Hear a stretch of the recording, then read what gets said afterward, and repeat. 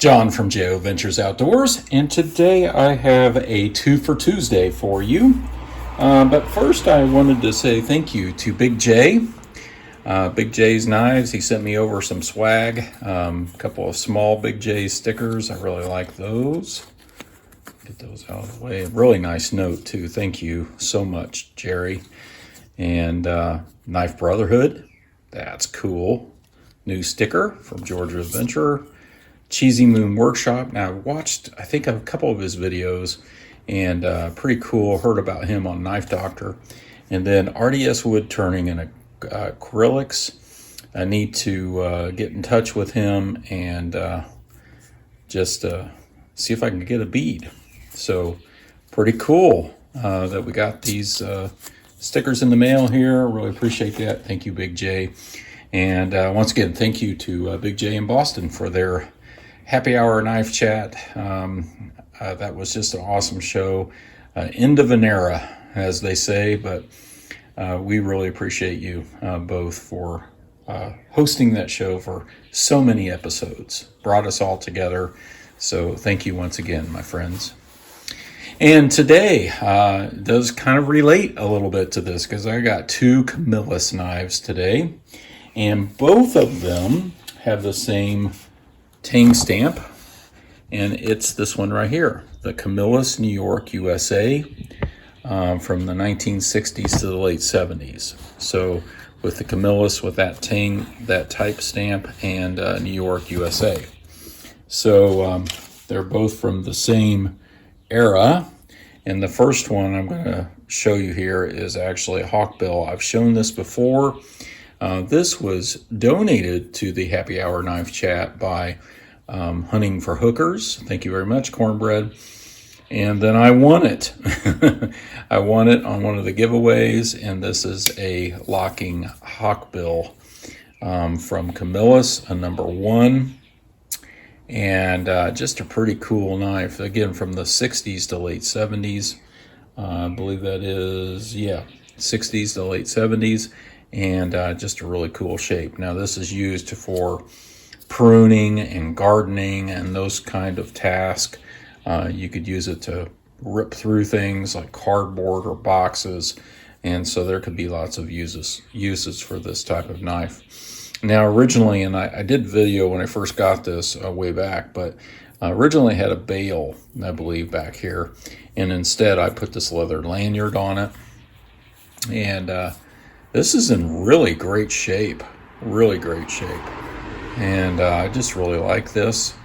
I'm assuming this might be carbon steel, but I'm not positive on that. But got a half stop and really in good shape. Functions really nicely, and so I really enjoy it. So there's the Camillus Hawkbill knife, and very cool. The other one I have here is also a Camillus, New York, USA, and it's also from the 1960s to late 70s. And this is what they call, isn't that cool knife? This is the locking sword knife, now sword knife. And so I'll show you some pictures here from a post on actually eBay that I found. So there it is with the sheath, and then this is it right here, the cam lock number 7 safety lock folding knife. And so you can, I'll show you that locking mechanism. You can see what the etching was like on the blade, and it says it locks blade in open position, corrosion resistant, so that must be a stainless steel. And what else to say? Blade stop at 90 degrees, so it's got a half stop, and a durable Delrin handle shaped for solid grip. Leather wrist loop, so it did come with a wrist loop originally, but I put a new one on it.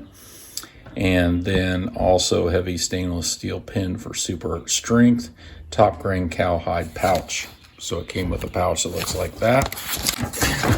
And then, so here's the pouch once again, and the loop on this picture from eBay, and here's the box. Cam lock number 7 folding knife. So that was from a post on eBay.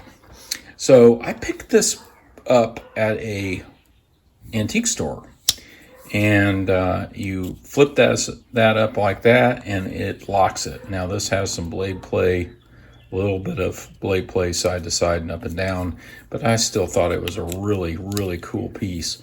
Got a half stop.